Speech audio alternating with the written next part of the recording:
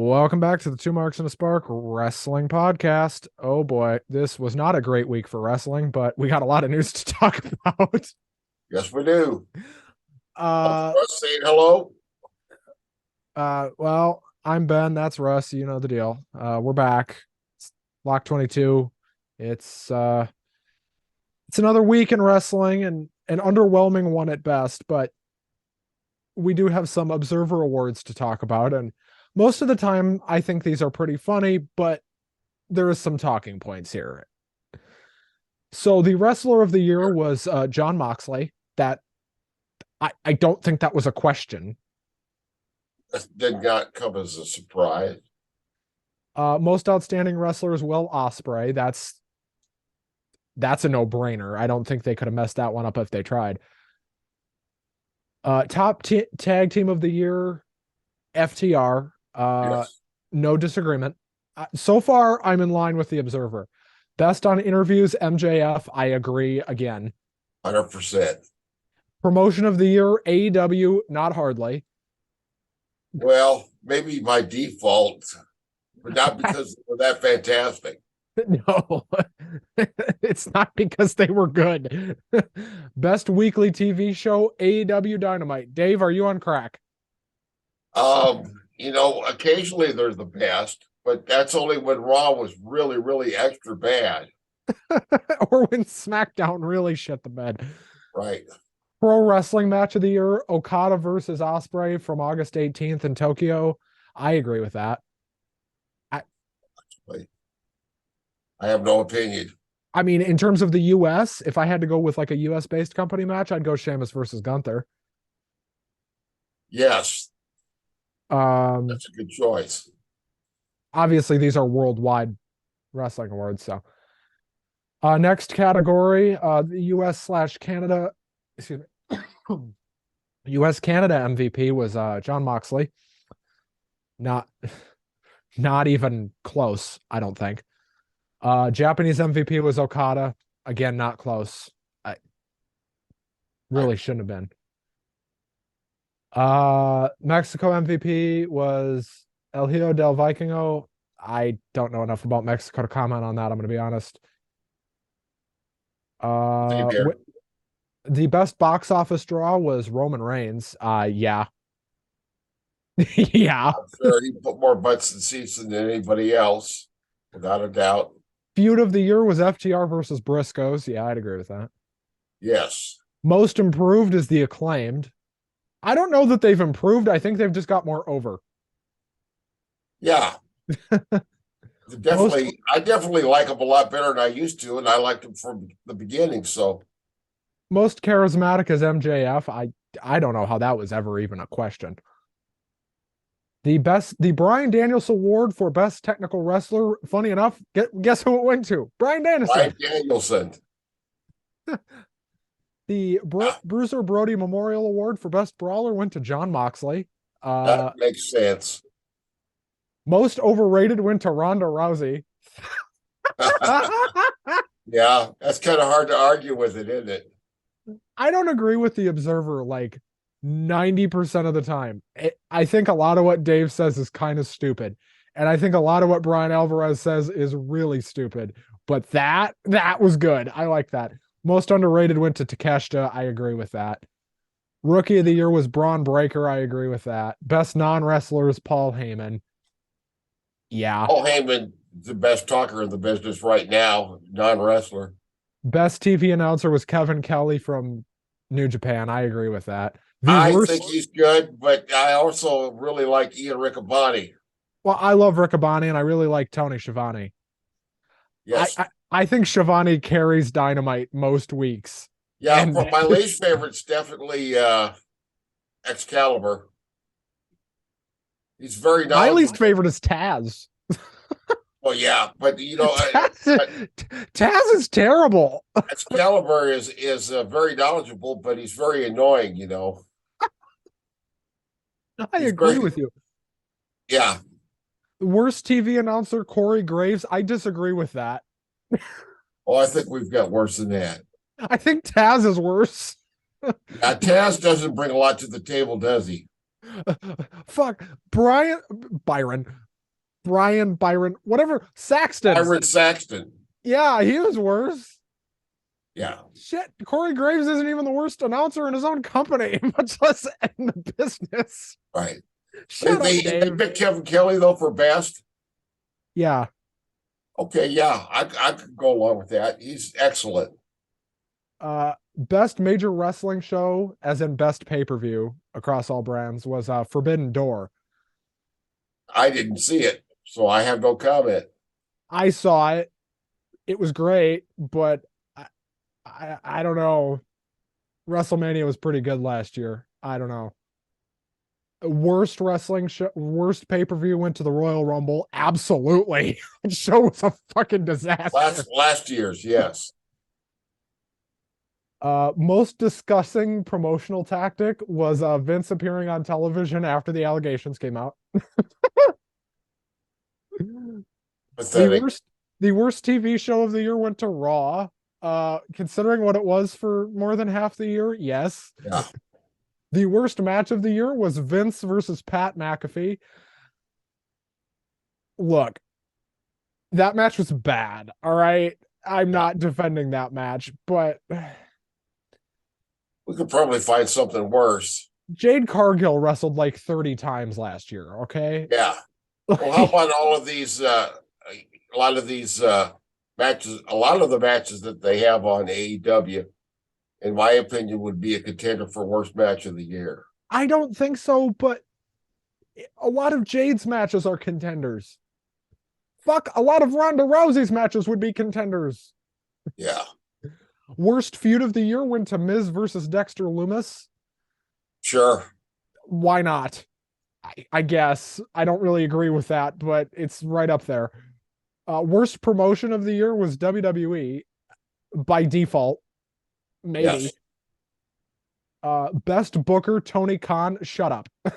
Shut up. No, although that sounds exactly like Dave Meltzer. No, it really does. He's been very, very high on AEW. No matter what they do. Triple H should have been Booker of the Year. Yeah. Fucking period. Exactly.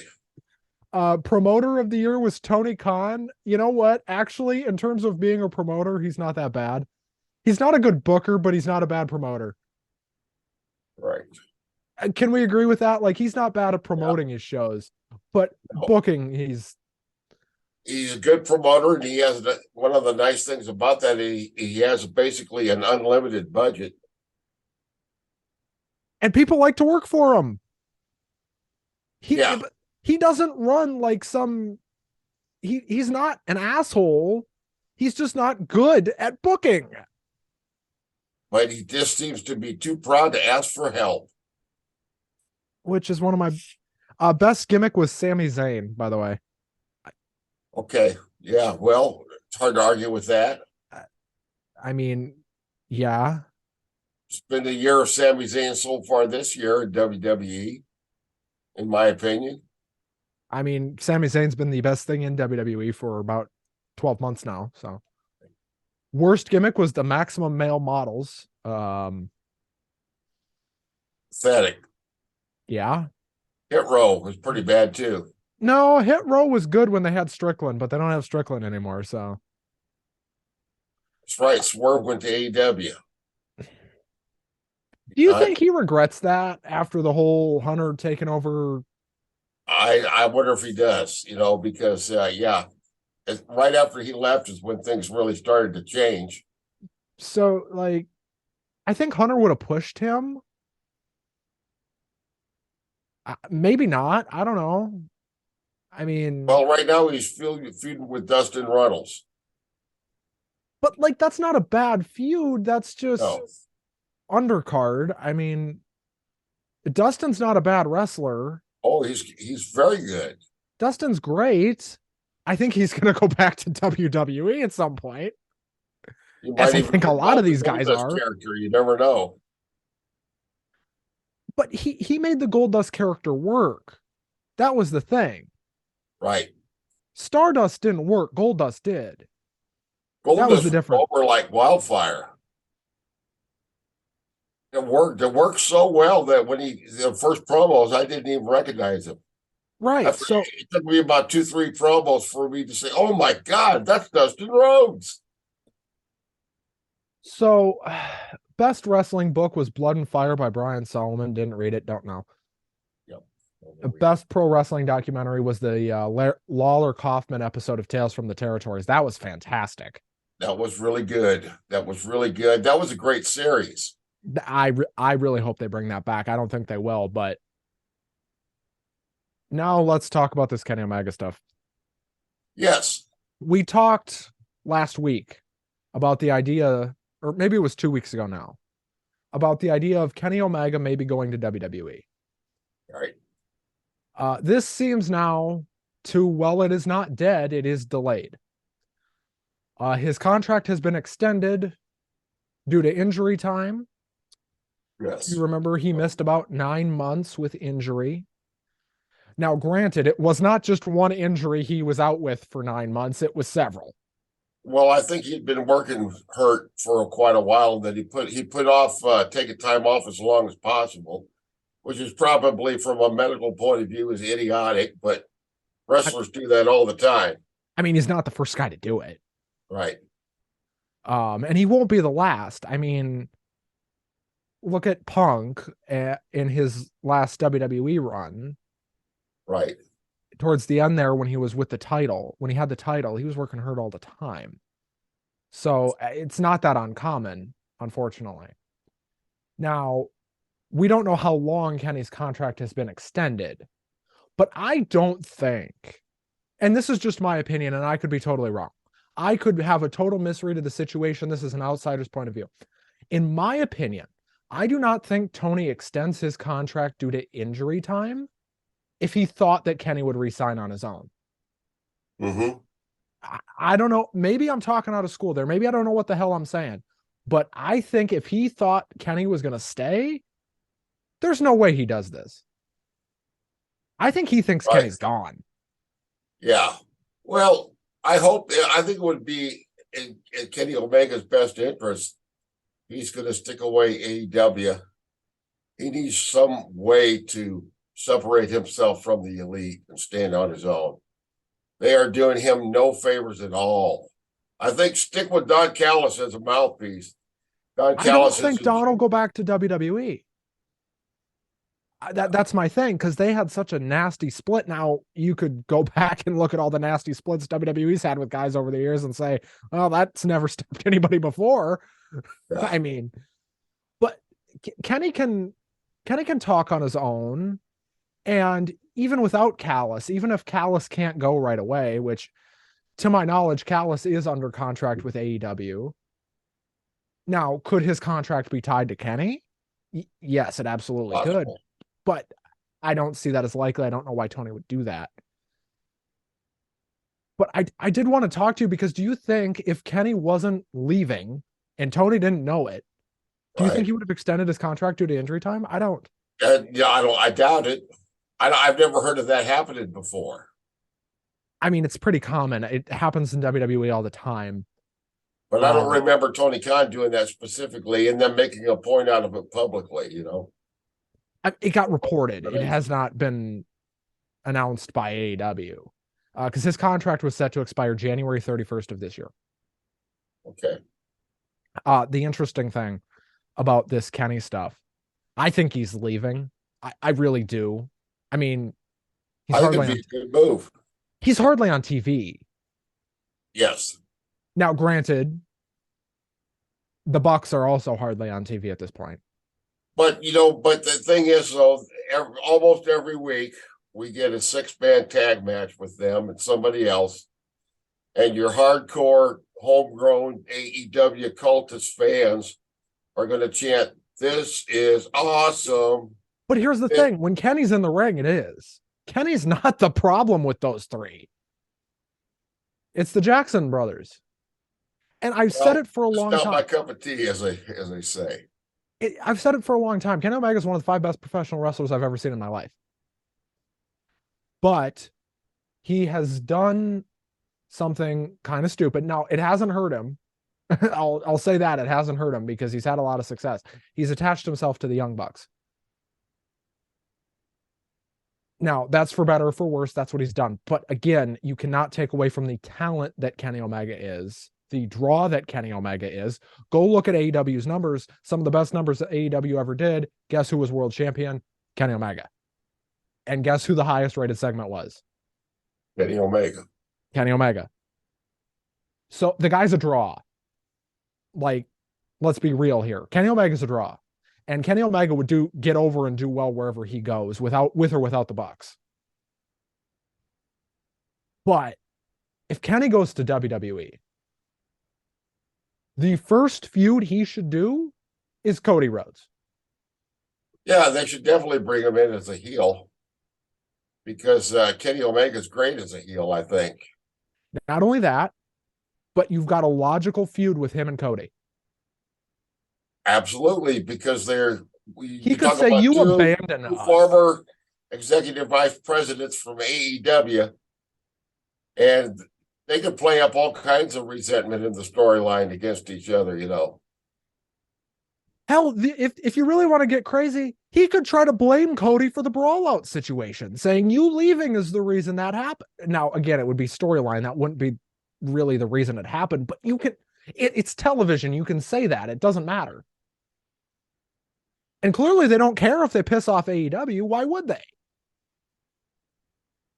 Yeah. So my point is, for Kenny, it makes sense to go to WWE, and it makes sense to do it right now. Now, do I think it's going to happen? Who knows? At max, his contract was extended for 9 months. And I would suffice it to say that it was probably at least extended that long, at least through All Out. Yeah. That's my guess, is they extended it at least through All Out. Because they don't,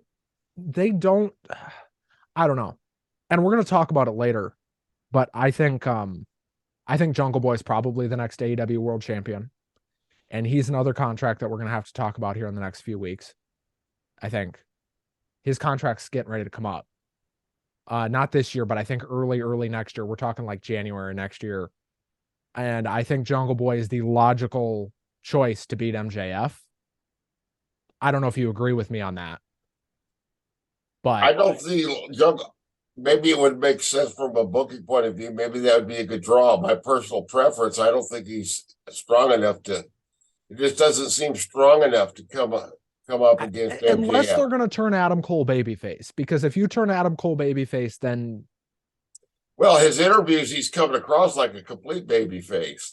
But I don't know.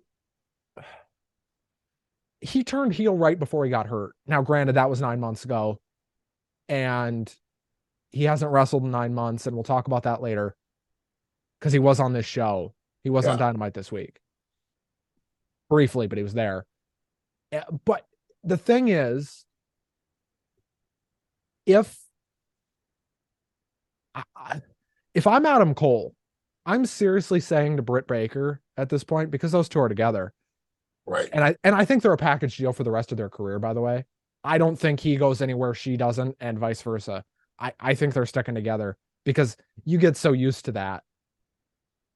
You know, it's the reason I don't think Naomi would ever leave WWE, because she's married to one of the Usos. Right. It's going to be hard enough to maintain a marriage being a professional wrestler. If you work for different promotions, it'd be about impossible. So that's why I say I think Adam and Britt they're a package deal. But if you're Adam Cole, how are you not thinking about going back to WWE in a couple of years? I think his contract's up in 2026. And that's about the same time Britt's deal is up. I'm thinking about it. Yeah, I'm sure there must be too. I mean, how is Adam not looking at this and saying, shit, did I miss out? Triple H is in charge. Triple H would have had him be... Triple H probably would have had Adam Cole beat freaking Roman Reigns. Yeah. Because... that would have been a good match. Dude, imagine Undisputed Era versus the Bloodline. That would have been... that'd be great. Fucking insane. Well, we're not going to have a disputed era again, I don't think. I think Bobby Fish is retired. He's not retired, but Oh, he's done. Okay. he is slowing down, I think. All right. Kyle Well, O'Reilly, Kyle O'Reilly is he hurt too? he's got a neck injury. I don't know when he's coming back. I tell you what, at one time when they back where they were Red Dragon, I thought that they were one of the most amazing tag teams I'd ever seen. I think Kyle O'Reilly is one of the most underrated wrestlers, period. Yeah. I think Kyle O'Reilly is great. He is fantastic.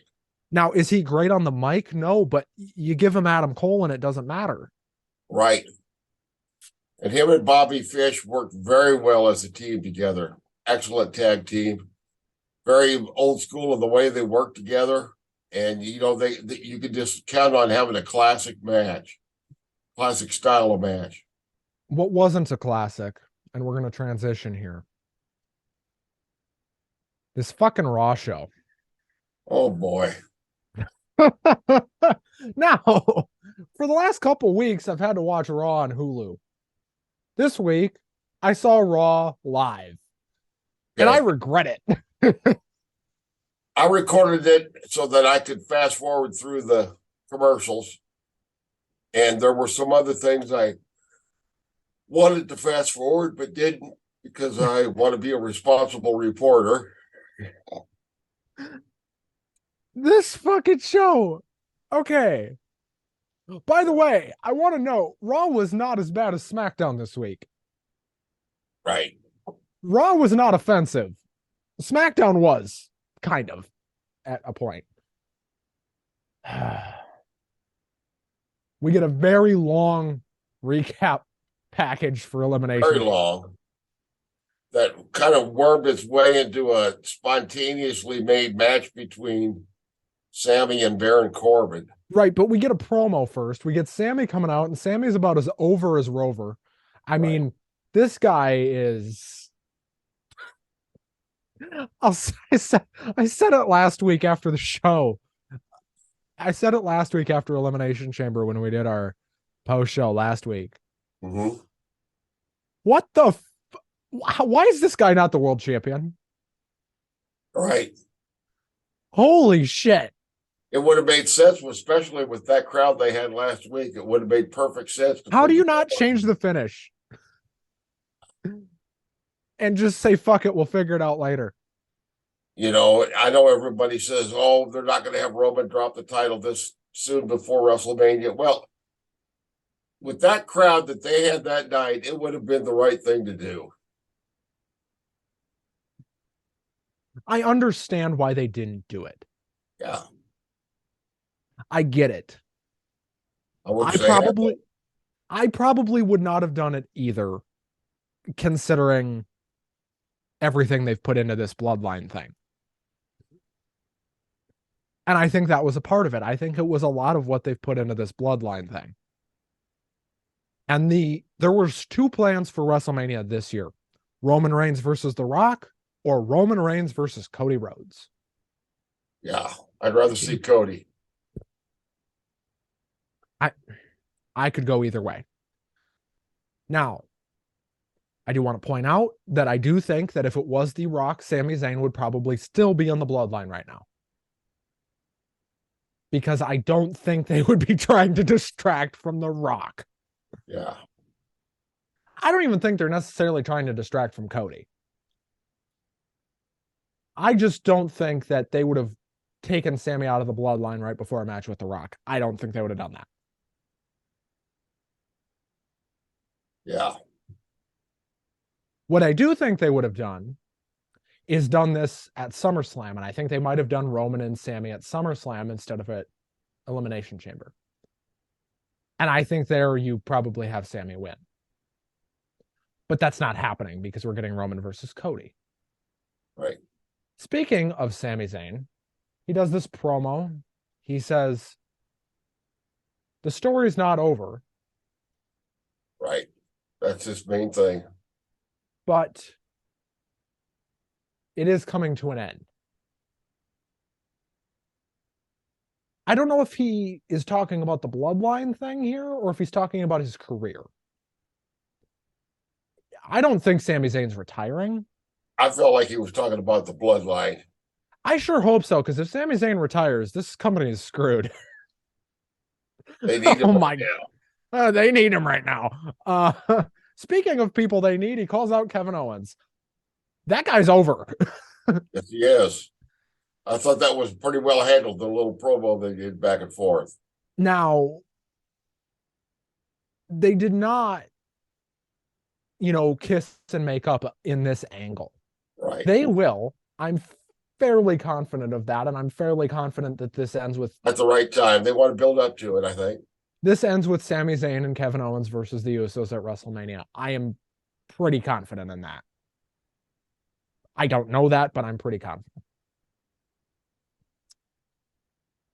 Owens basically says that the only reason he doesn't want to thank you from Sami for what he did at Elimination Chamber, but he came out there so Sami's family didn't have to watch what Kevin's family did, which is him getting killed. Exactly. Yeah, he did. I didn't do it for you, Sami. I did it for myself and for my family. Owens leaves, the crowd boos, and then Baron Corbin, of all fucking people. Right. See, but he doesn't need JBL now. JBL was just holding him back. And who was the last person to beat Roman Reigns?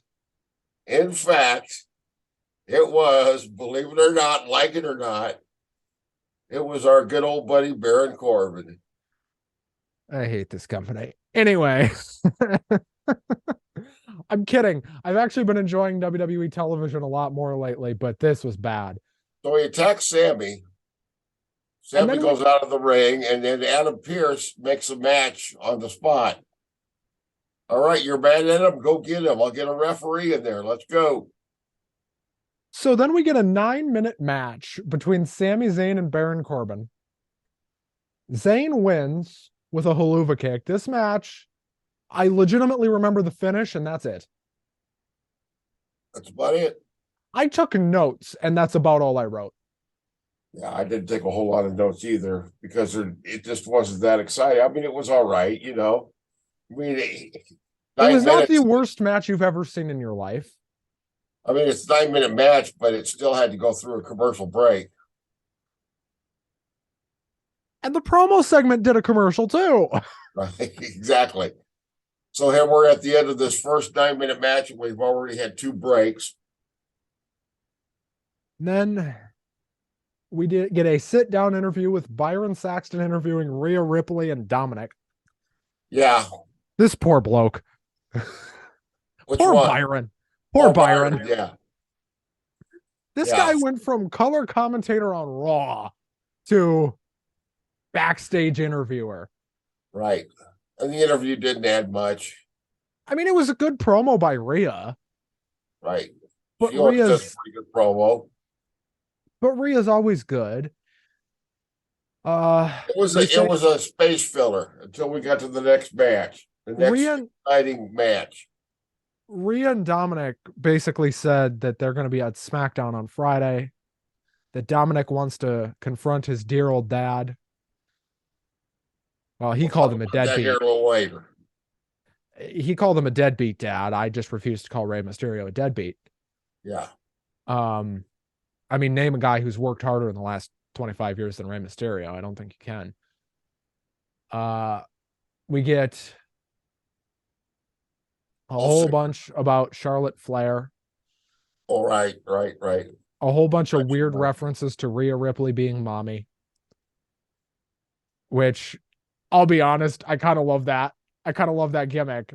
It's kind of weird, isn't it? But she plays it off so well.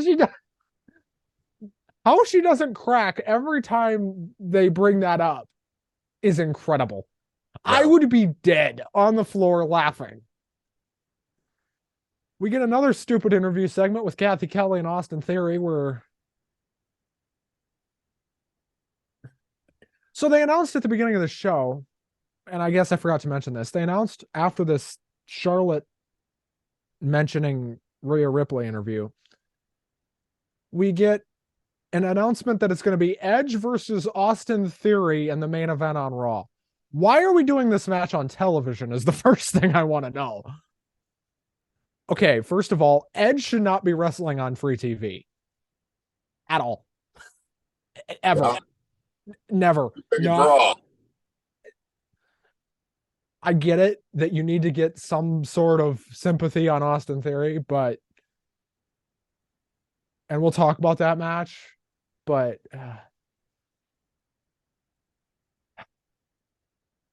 Theory also alludes to the fact that John Cena is coming back March 6th. Yeah, that got Right? announced. There was some news about that, I believe, was there not? I sent that to you on Monday, and I think I Yeah. said something to the equivalent of "told you so." Right, exactly. You predicted it. We're getting John Cena versus Austin Theory at WrestleMania, whether we want it or we don't. Doesn't frankly matter because we're going to get it either way. Speaking of whether we want it or we don't, we get Mustafa Ali versus Dolph Ziggler next. I'm not sure what exactly their relationship is supposed to be. Well, Dolph has been like trying to motivate Ali because Ali's on a losing streak. Not anymore. Ali wins this Right, with a crucifix roll through and acts like he just won the World Series. right, because he beat Dolph Ziggler. And Dolph's at the point in his career where he's not a bad choice to put younger guys over, you know. But in 2 minutes, this match was these guys could have had a good match. They could have had a hell of a guys match. are good. We could get a whole lot more wrestling and a whole lot less talking. Speaking of talking, we're about to get about 30 minutes of it. We get Kathy Kelly backstage again. This time she's with Miz and Maurice.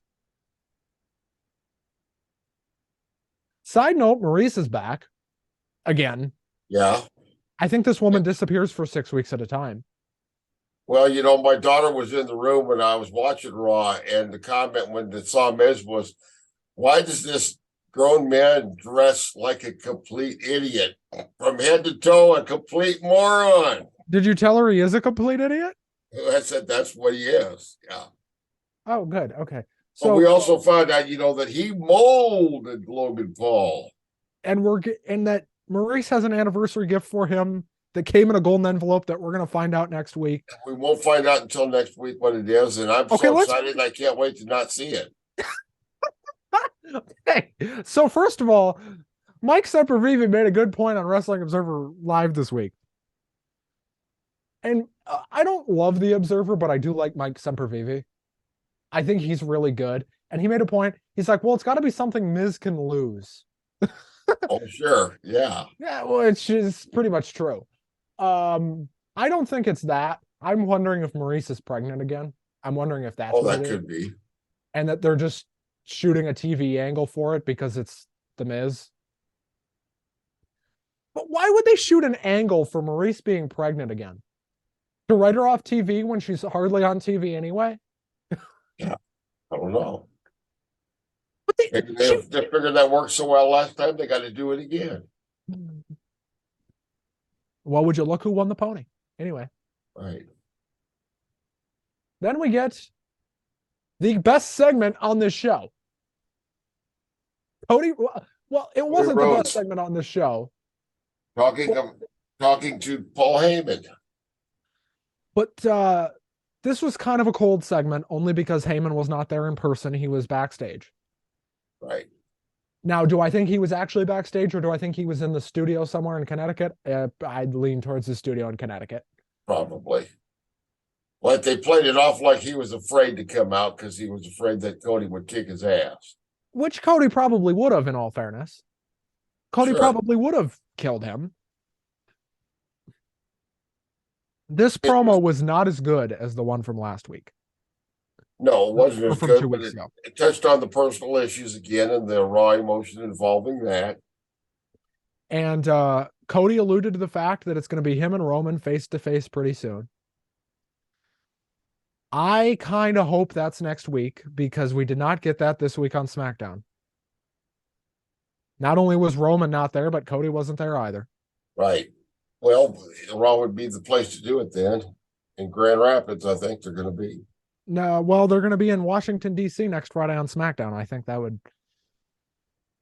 would probably be it. But they've already kind of said what Roman's there for next week. Now, granted, they could say he's there for one thing and he could do another. I mean, that wouldn't be the first time Roman's done that.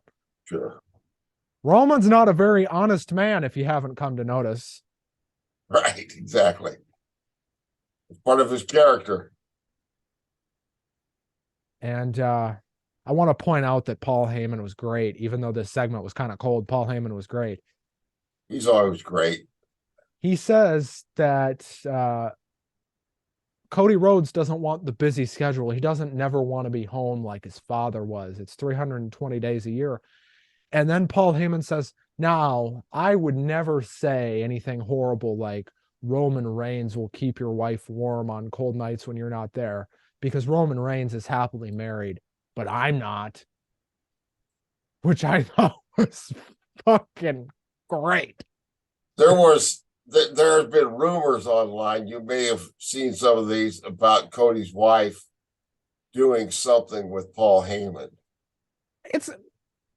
It makes sense now. I remember her cutting a couple of pretty good promos on people back in AEW. Overall, I didn't like seeing her on TV at all, but she can talk shit pretty good. She's a great heel. Oh, yeah, she is. If they're gonna turn Cody heel, yeah, bring Brandy in. Oh, she gets heat from the crowd. Naturally, she's a natural heel. She knows how to just piss people off by the way she walks into the ring. I don't even think it's go away heat. I think it's just heat. She has a natural talent for it, you know. Then we get a very good match, actually, between Asuka and Nikki Cross. I think it was the best match of the show. I disagree because of the main event, but we'll get there. Sure. We got a very good match between Asuka and Nikki Cross. Nikki is fantastic. Asuka is my brilliant. girl.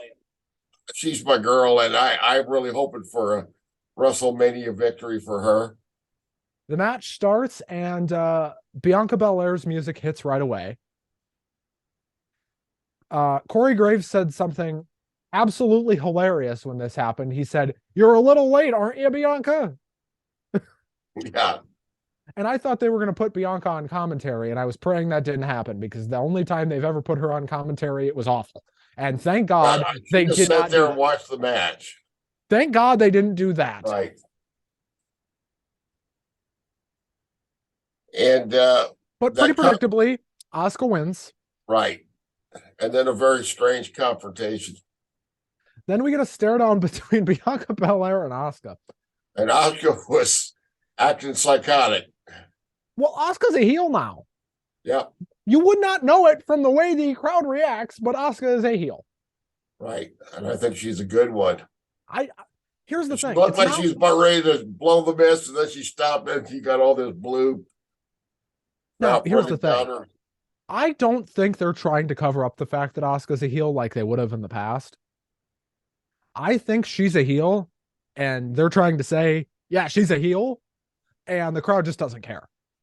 Yeah. They're just glad to see her back. Then we get Kathy Kelly again. Kathy Kelly was all over this show. Good for Kathy. Yes. I think she's really good, actually. I make jokes about these backstage interviewers all the time. Most of the time, I just call them Marks, and most of them are. But Kathy Kelly is actually pretty good, and she asks Carmella if she has a new plan to get to WrestleMania. And then a match is made for Carmella versus Asuka Monday on Raw. I don't want to see that. Yeah. I love Asuka, as I think you do too. I'm not a huge fan of Carmella. Now, has Carmella gotten better in the ring? Yes. Is she good? No. Better does not mean good. She can moonwalk. You know what Carmella would be great for? If Corey Graves actually comes back and wrestles full time, she'd be a great heel manager for him. Sure. Because they're married. You know what I mean? Yeah. They're married. Why not? Right. You can do a mixed tag here and there because Corey can carry the match. I don't know if you remember this, but Corey Graves, before he had his concussion issue and couldn't wrestle anymore, was a very good wrestler. I do remember that. Corey Graves is very good in the ring. So if Corey's actually going to wrestle again, making him a heel and sticking him with Carmella doesn't sound terrible Right.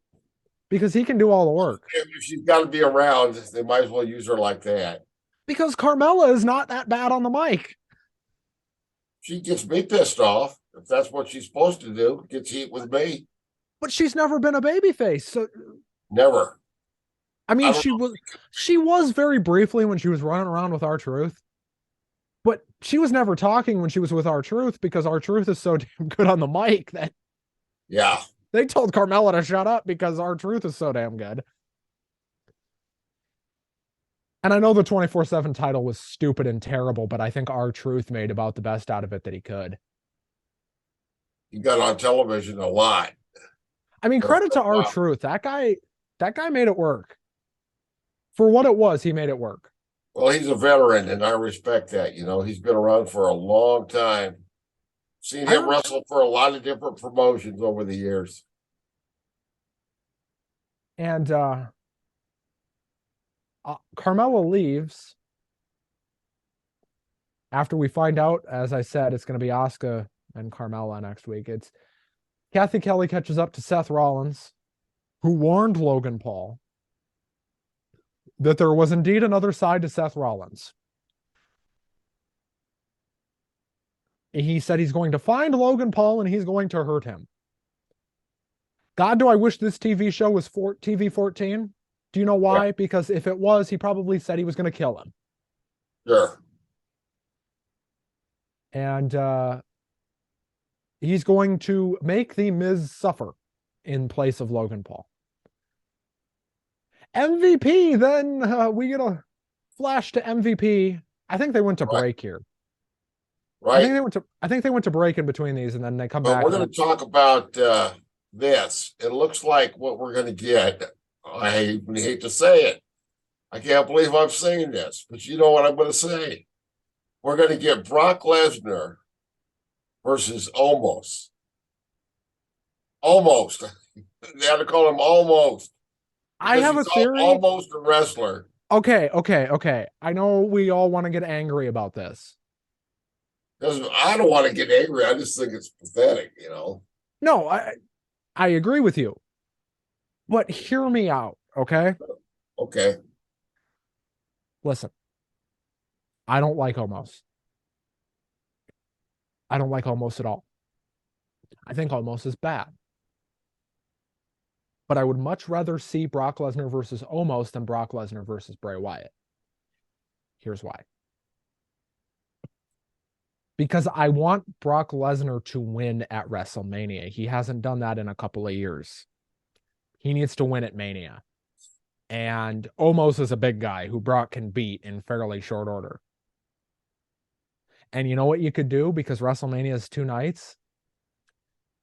You could do Brock Lesnar and Omos on night 1.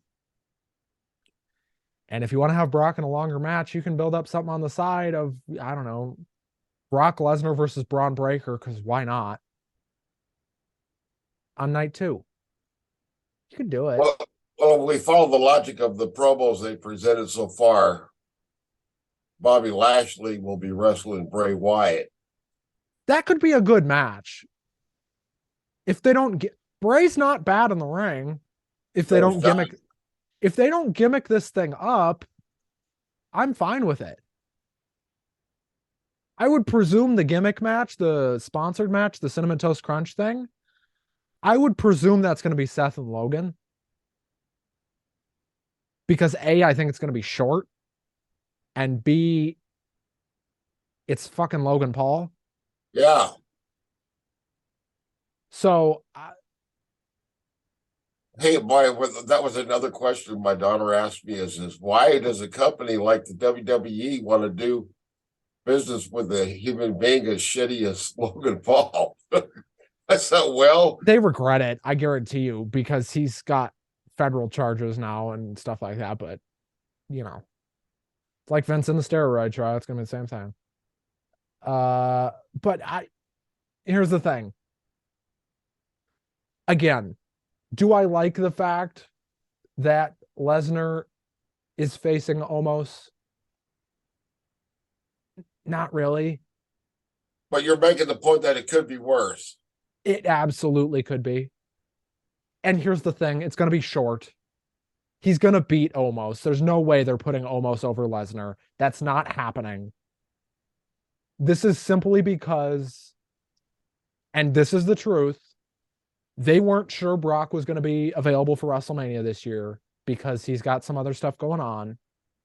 Brock's doing other stuff. Brock has his own business that he's doing. He's got farmland all over the damn world just about.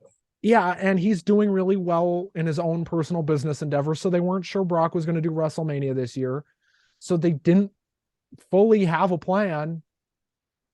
So considering the fact that by the time they knew Brock was going to be available, everybody else was pretty much already paired off because a lot of the matches that we're getting have been the plan for 6, 7, 8 months. This might be the highest profile match that Omos will ever have in his career. I think it might be his last. Actually, to get a match at WrestleMania. I'm serious. I think the reason that they're having him wrestle Brock is so they can bury him, so they can get him off TV. I think that's it. I think they're having him wrestle Brock to get him off television. How many other big guys did they do? Yeah, I think WrestleMania 9 was the last time we saw the Giant Gonzalez. I mean, so, you know, I don't hate it as much as everybody else does, and I get why everybody's angry about it. But they were going to have Omos do something at WrestleMania. Like, that was obvious.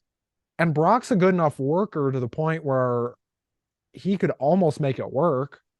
He could surprise you. He might be able to do something with the guy and just really shock us. I hope that happens. I hope that we're proven wrong. And here's the thing. There's not a lot of guys in the wrestling business who I trust to carry a guy who can't really work all that well to a good match. Brock Lesnar's like right up there with guys who can do it. Yeah, I think you're right.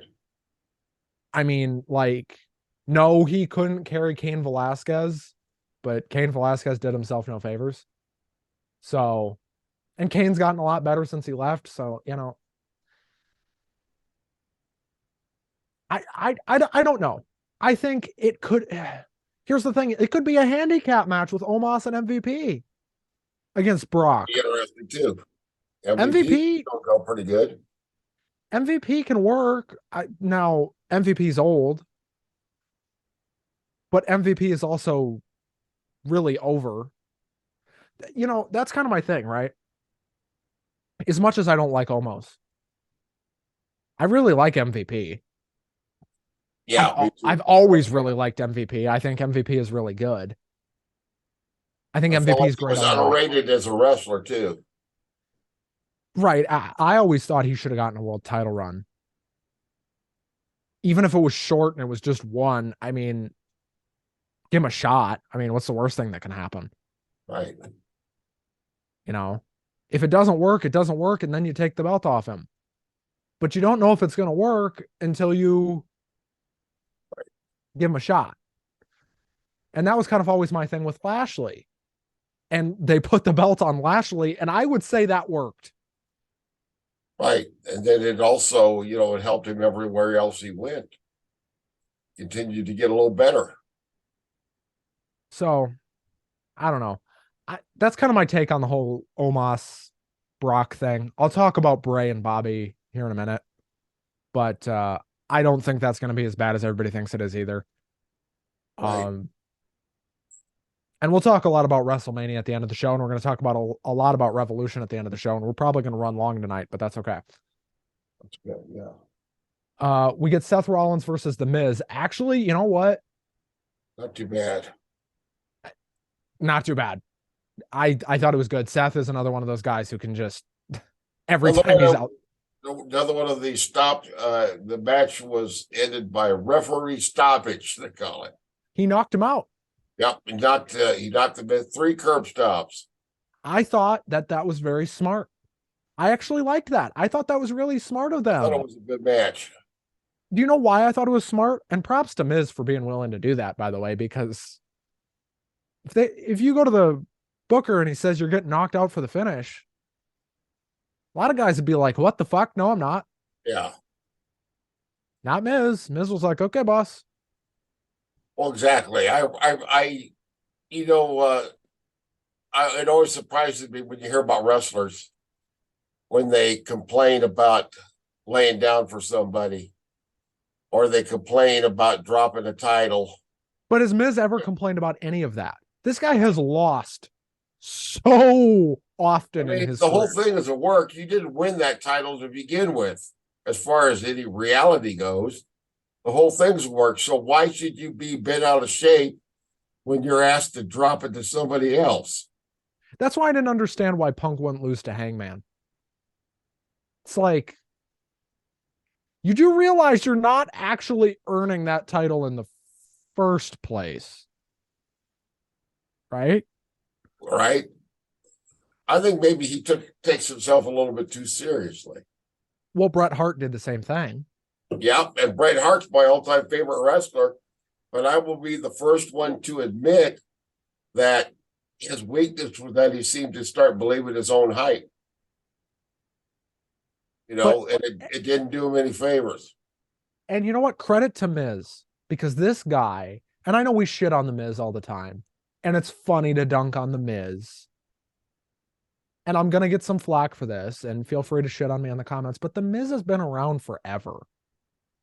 Yeah, I think he's been there about 15 years now. And he's never been bad in the ring. Now, has he ever been great? No.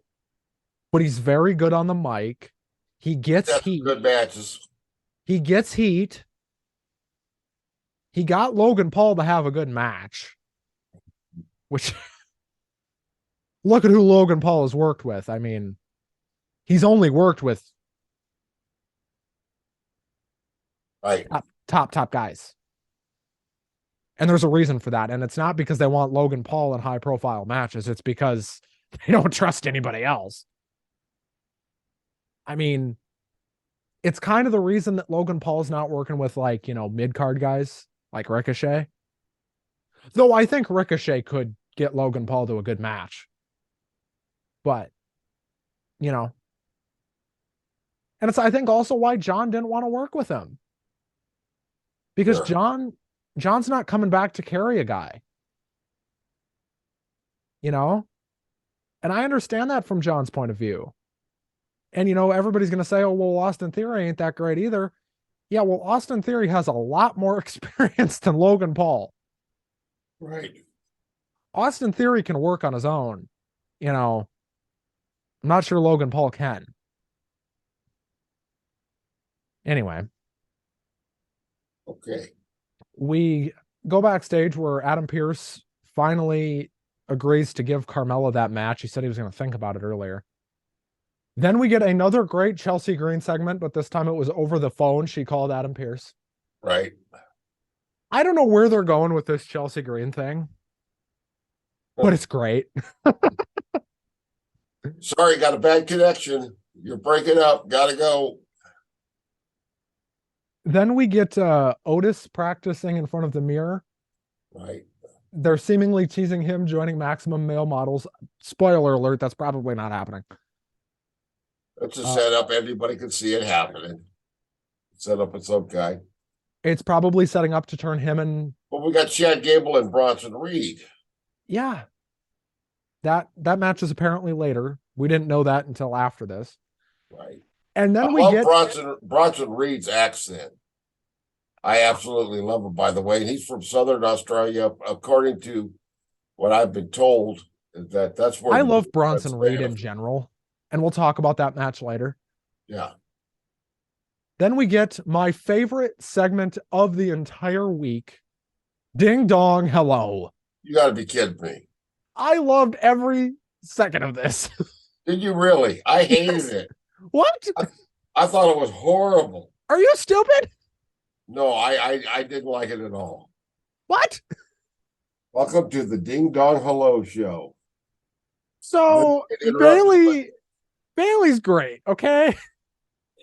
She's trying to look like Sally Jesse Raphael.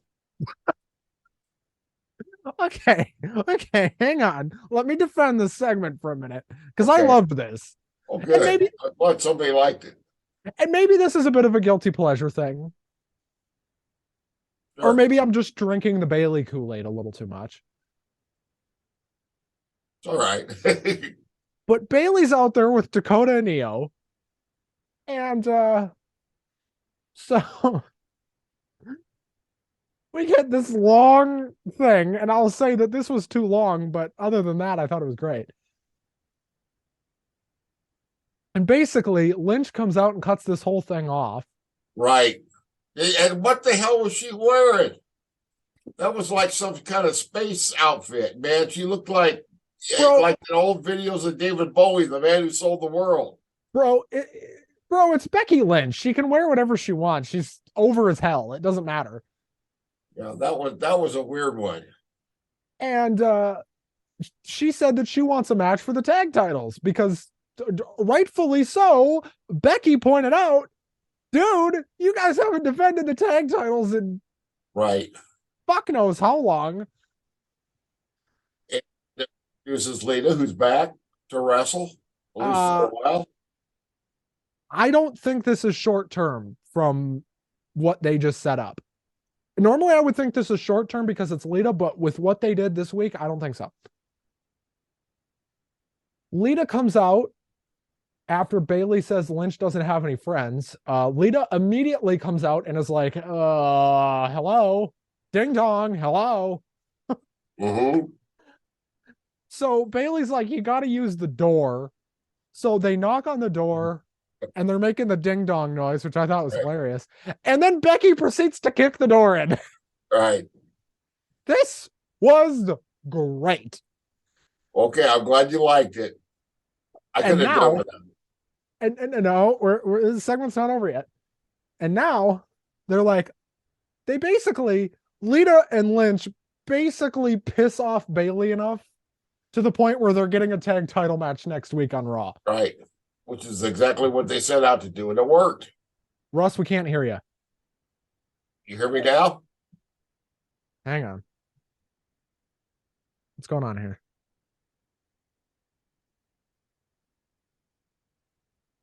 Hello? You're coming through. I can't hear you for some reason. Hang on.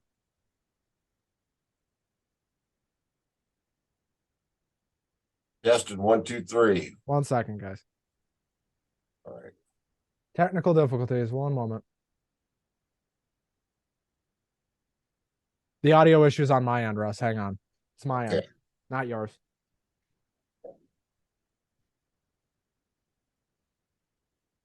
Hey, Russ, will you say something really quick? That tasted good.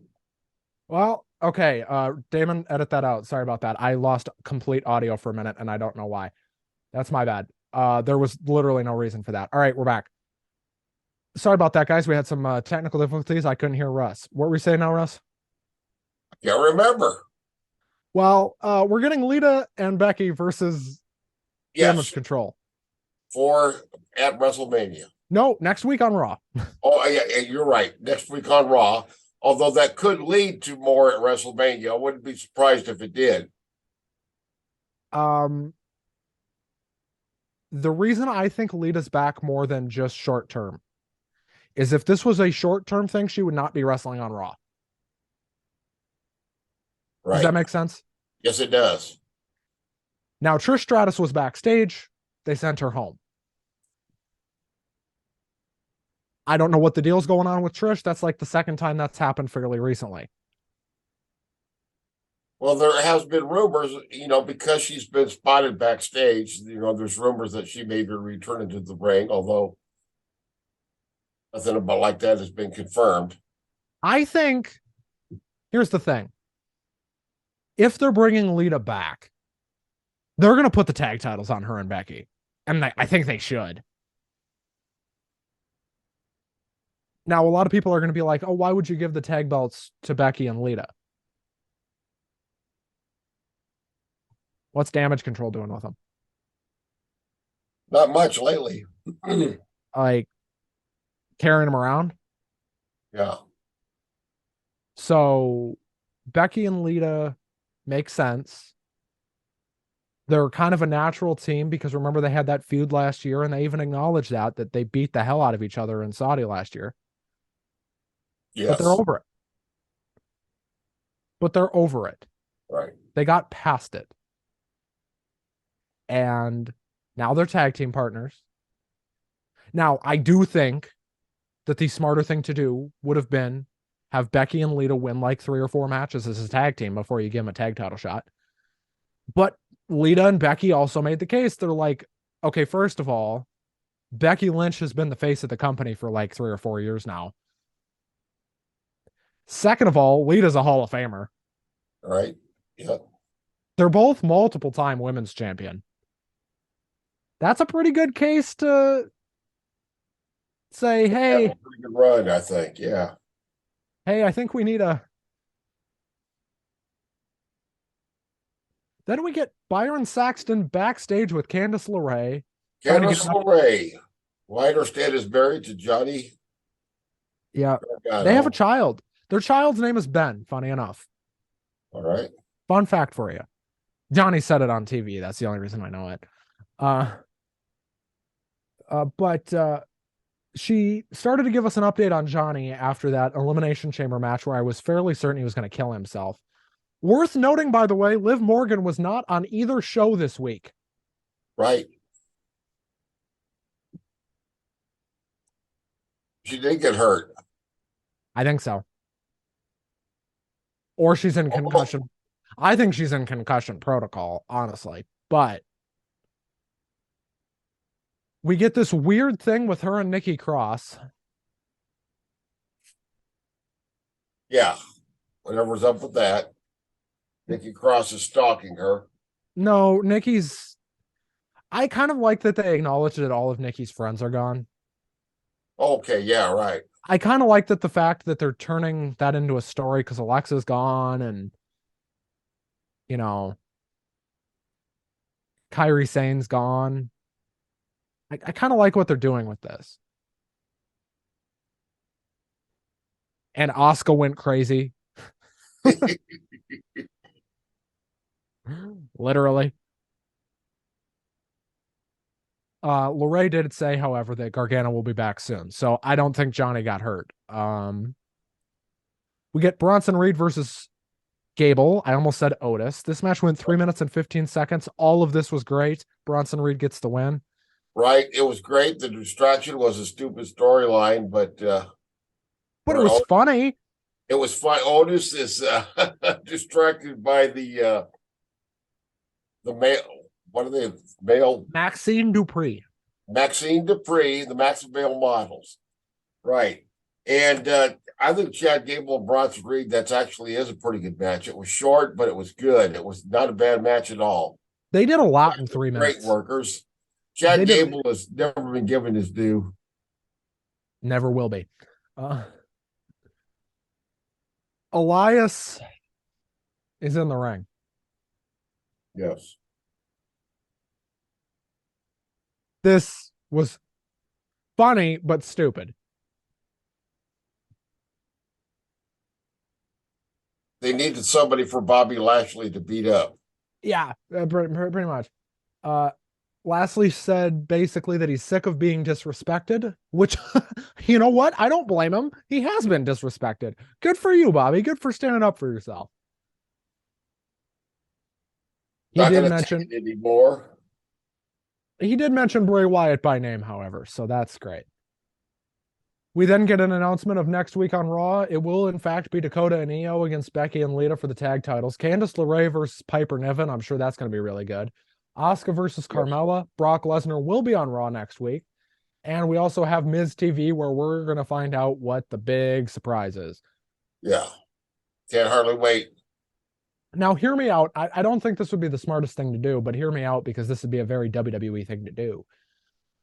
What if the surprise Maurice got him is Jay White is coming to WWE? Never know. Rumored to be happening. Or John Morrison's coming back. I had not heard anything about him lately. He's boxing in April at Creator Clash, which is a YouTube run boxing event. Or YouTuber run, excuse me. iDubbbz runs that. But yeah, so who knows? Maybe the big surprise is in fact John Morrison. Maybe it's Jay White. Maybe it's they're having another baby. Or maybe it's the fact that Logan Paul does indeed love The Miz. I don't know. What's next here, Russ? Next. Well, next we have got okay, Edge got the promo. Edge versus Austin Theory, U.S. title match. This actually was a good match. It was a very good match. My main complaint, they do it all the time. Long entrances. Now this match did go 18 minutes. Boom, they cut to a break right away. 18 minutes bell to bell on this match. Half of it was commercial. Good long match. I would like to see these two feud at some point. It was very good match. Very well done. I don't know that they will, but I would not mind it if these two feuded. Austin Theory retains off a distraction by Finn Balor, so it seems like we are in fact getting Edge versus Finn Balor at WrestleMania. I would venture to say that's probably going to be the Hell in a Cell match that we were supposed to get at Royal Rumble. Then Finn attacks after the bell. Right. Yeah, I thought it was very well put together. It gave me a chance to see a little bit more of what Austin Theory can do. I thought this was his best match since getting called up. Yeah, he hasn't been there that long, has he? But here's the thing. Every time we've seen Austin Theory wrestle, it's been like, what, a 7-minute match at most? Other than the Elimination Chamber. Right. And Theory wasn't even bad in the Elimination Chamber either, so I don't know. Let's pause for a minute to talk about Uncle Russ's Comic Show, then we'll talk about AEW Dynamite on the other side. Got the t-shirt available there, Uncle Russ's Comic Talk. It's a weekly show. It usually comes out on Thursday. We had a new episode drop yesterday. We're recording this Friday night. And I'll be there every week to talk about comic books we have for sale at Lock 22 Sellers, which you can find on eBay. And also talk about comic book collecting in general. Always a lot of fun. Short, sweet, to the point. I hope you will check it out and give us some feedback about it. Uncle Russ's Comic Shop. Uncle Russ's Comic Shop is a far shorter show than this one. This is going to be a long show because we just finished Raw. We're over an hour in. We're talking a lot. Okay. So, shall we move on to Dynamite? Do we have to? Yes. Do I have to talk about this show? Okay. I guess that is my job. No. AEW Dynamite for February, what was it? The 22nd? 22nd. 2023, the day after my birthday. This show was something. We got We start out with Orange Cassidy. A very strong All-Atlantic title match, probably the best match that title's ever had, between Wheeler Yuta and Orange Cassidy. This match was great. Right. Orange wins off the Orange Punch. They went like 20 minutes. I was surprised it went that long. But this was a pay-per-view caliber match. This was very good. Once it gets going, Orange Cassidy could go. I have a real hard time getting over the gimmick. I still can't get over the gimmick. I'm the same way, but once he gets wound up, he could really go good. Wheeler Yuta is fantastic. Yeah. I don't think I'm breaking any news there. The guy is just brilliant. Right. And Orange Cassidy retains. Yep. The All-Atlantic title, as they call it. Well, that's one of those belts. Although some of the nationalities participating in the tournament were nowhere even close to the Atlantic Ocean. So yes, the title, the name of the title has nothing to do with actual geography. Which is stupid. Anyway. So Cassidy wants a hug after the match. Nope. Castagnoli does the come here. Yep. To No Yuta. way. Not going to have that. Because I don't know if you've noticed this, but they do not hug in the Blackpool Combat Club. That's right. And they don't want him to start fraternizing with the enemy. Yeah, okay. And I know you probably don't know because I don't know. Are they heels or are they baby faces? Or do you have no clue? I think they're supposed to be heels.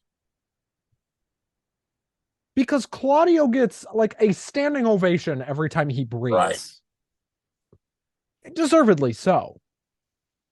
You can't tell by a crowd reaction anymore because the good guys and the bad guys pretty much act the same. I don't know. I think AEW does a better job of pointing out who's not and who's good than WWE does. I mean, WWE's got such a blurred line at this point. Then we get Renee Paquette, who I think is the best backstage interviewer since what, Gina Okerlund probably? Yeah, it could be. Yeah. She's back there with Hangman and Evil Uno. I don't know a lot about Evil Uno. I know he's been around for a while and he wrestled for a lot of different promotions. Here's my thing, all right? Listen, I don't know what they're doing with this Hangman stuff. And I don't know why he's feuding with Moxley for so long. And we'll talk about another feud that's gone on for way too goddamn long here in a minute. But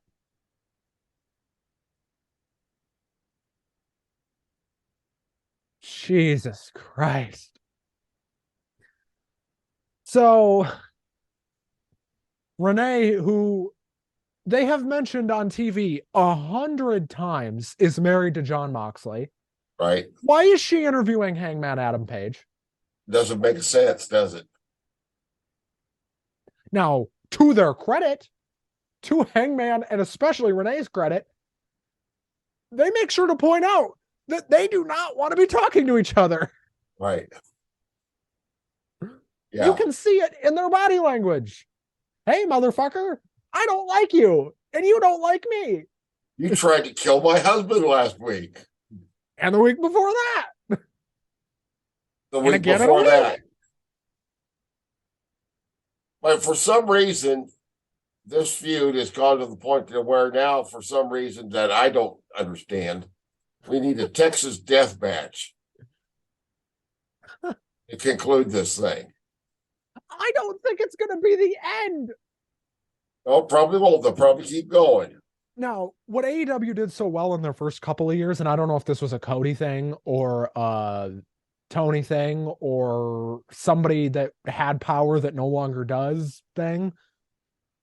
I seem to remember in AEW for a long time that these feuds would be 1 to 2 matches at most, maybe 3. Sure. Never 4. Do you remember this? Yeah, I do. Like from 2019 until like last year, pretty much, no feud was ever more than 3 matches. The only exception to that would be the gauntlet thing with MJF and but that made sense because that was a faction thing. Right. You can do more than 1 or 2 matches with a faction because there's 10 guys. And you brought in everybody under the sun to wrestle him. You brought in Nick Gage and Domino's really did not like that. That's right. They did. Speaking of something Domino's probably wouldn't like very much, here comes Ricky Starks. And the reason Domino's wouldn't like it is Ricky Starks dresses better than probably their executives can afford to do. Why am I just bashing Domino's? Open challenge. for Revolution. I'm so glad they're actually putting Starks on the pay-per-view Right. because Was it Peter Avalon? Was that the guy that tried to accept it and Chris Jericho put a stop to it? yes, and thank God he did. Right. We are getting Chris Jericho versus Ricky Starks, which I think I might have. Didn't I predict that they were going to do this at the pay-per-view with everybody banned from ringside? Didn't I say that last week? And then the stipulation he added was the Jericho Appreciation Society is barred from ringside. It's everyone is banned from ringside according to the graphic. Yeah, everything. Nobody is allowed to be there except the referee and the two wrestlers. Wonder if they're going to ban Excalibur from ringside. Wouldn't that be nice? It wouldn't bother me. Then we get the Acclaimed versus Lee Moriarty and Big Bill. Big Bill. That's a name change, is it not? Yeah, I thought it was W. Morrissey, but okay. Yeah.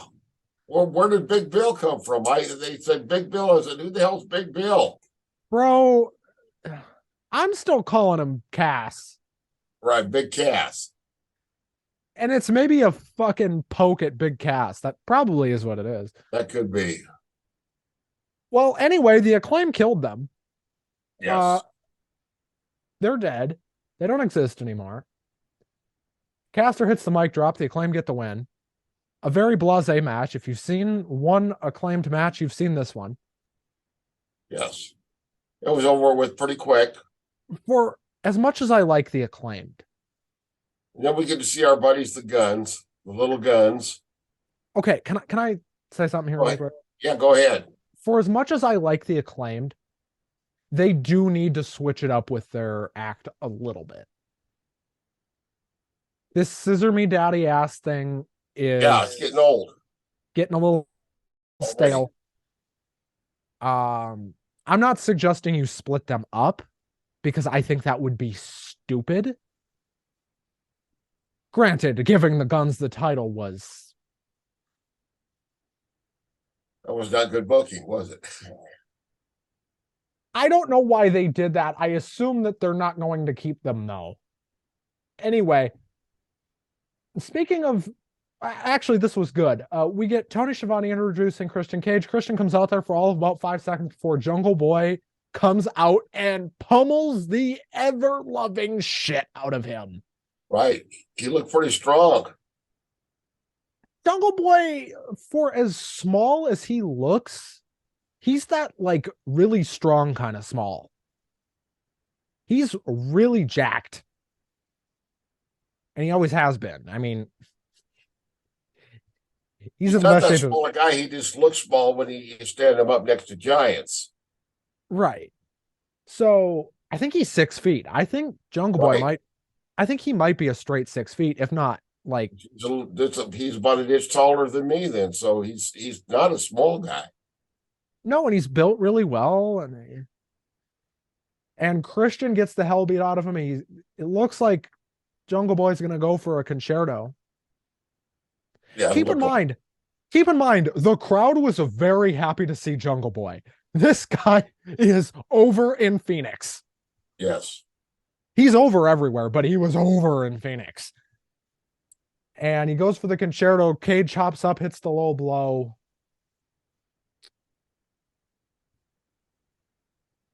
And slams Jack's head into the chair repeatedly, and that was it. Well, he had the chair, and he just, that hesitation is what cost him. He was about ready to let him have it, and then the nice guy in him took over, and he hesitated. And you can never hesitate when you're attacking a monster. But I don't know that Christian's really a monster. I mean, you could argue Christian said a lot of really bad shit. Oh, yeah. Now, I'm not a fan of the concerto. Can I tell you why? I know why, but go ahead. I've always hated it. Ever since him and Edge started doing it years ago. It's because it's just not believable. It's also dangerous. If you're going to do something like that, then there needs to be blood and bone fragments and brain matter splattered all over the ring. It's also a very dangerous move. It's very dangerous. It's very, yeah, and there's no way that you, if you do it correctly, there's no way you couldn't almost kill somebody. Then we get a video package with Wardlow and Joe. As I said last week, we're getting this match again. I don't know why. You know what? If anything was going to be a death match, it should have been this one. Yeah. This should have been the death match right here. Then we get my favorite match, maybe on this show, period. Saraya versus Sky Blue. Both of these two are really good. Right. This match was very quick, and it was kind of a squash. But why are we not pushing Sky Blue? I don't know. Every time this girl is on TV, without fail, she has one of the best matches on the show. Even if she's getting killed. Did she have a title match against Jade Cargill a couple of weeks ago? I don't count that. Lost that. You don't remember Jade Cargill matches? Well, I think it was on Rampage. I don't think we saw it. Okay, yeah, I think you're right. But I also don't count it because it's a Jade Cargill match. You already know who's going to win. Mm-hmm. But Ruby Soho walks in on this. Well, Saraya wins, and it looks like Saraya and Tony are going to beat the hell out of Sky Blue some more. Why is Saraya wrestling on television, by the way? That's another thing I don't understand. She's like Edge. She shouldn't be wrestling on free TV ever. These neck injuries, man. Yeah, God. Anyway, It's a miracle she can wrestle. Anyway. Yeah, it worries me a little bit when these people come back. But that's her choice. It looks like, however, we might be getting Jamie Hayter versus Ruby Soho. That's going to be really good if that's what that is. I think so. That'll be very good. If it's a triple threat with Ruby, Soho, Jamie Hayter, and Saraya, that'll be really good. By the way, I really like the fact that Jamie Hayter's the world champion. She's good. And I also like the fact that Britt Baker has not gotten butthurt about it backstage or anything. Like, we haven't heard anything about that. That Britt's just fine kind of being the sidekick. Because Britt's place in the company is pretty cemented. Jamie's wasn't before she won the title. Right. And Jamie is really over. I don't know if you've noticed that. Very much so. Yeah. And Jamie Hayter's great. That's when I think nowadays the transition from heel to babyface has more to do quite often with the crowd's reaction, the crowd's reception to somebody. But that's what it always had to do within the territories. That's what it always had to do within the territories. The crowd always played a factor in that. And this is one thing I actually like about what AEW has done. Is, for the most part, if a guy gets over, he's going to get a push. Jamie Hayter, great example. She got over on her own, and then she got the title. That's a good move, because I can think of some wrestlers that in WWE in recent years who got over on their own, who it seemed like they were basically punished for it. They were buried for it. Ricochet. Great example. Mustafa Ali. Kofi for a while. Damian Sandow. There's a good example of a guy who got over just on pure talent alone. Dolph in the early 2010s. The machine, and they killed him for it. Dolph in the early 2010s. Yeah. Zack Ryder is maybe the best example of that. Yeah. And now look at what Zack Ryder's doing. That guy's the most over guy wherever he goes. Yeah. And then we got one of my favorite segments of the week where we actually got like some real news out of this, which I thought was weird. It kind of dropped by accident. Bryan Danielson comes out. Bryan Danielson continues to just be extremely over. By the way, have you ever met a wrestling fan, like a true wrestling fan that watches on a week-to-week basis that does not like Bryan Danielson? No. I don't think it's possible. Well, I never have. Like, this guy is so good. He's just the epitome of everything classic about the sport. He is what a pro wrestler should be, period. This guy is great. And this segment was great. He comes out and talks about how MJF hates me. The same MJF who put a bounty on my head and tried to break my arm. The same guy who put my mentor, William Regal, in the hospital. And he tried to keep going, but MJF interrupts. Good promo here. MJF looks like a mess. He comes out looking like he hasn't slept in. God, he looked tired. MJF looked like physically exhausted. And he was stressed, but the way he was talking, you could tell he's really stressed about this thing. He's played this part very, very well. Well, not only that, but we'll get to why I think part of what was going on here. I think some of it was reality. He said that he's been abandoned by anyone and anything he's ever loved. Talked about the girl who changed his life and he wanted to start a family until she left him. Now, it came out later through various means that MJF and his fiance have actually split up. Yeah. And that's fairly recent. And that's very recent. Yeah. So, dude, the balls on him to use that in a promo for what is probably a very fresh thing for him.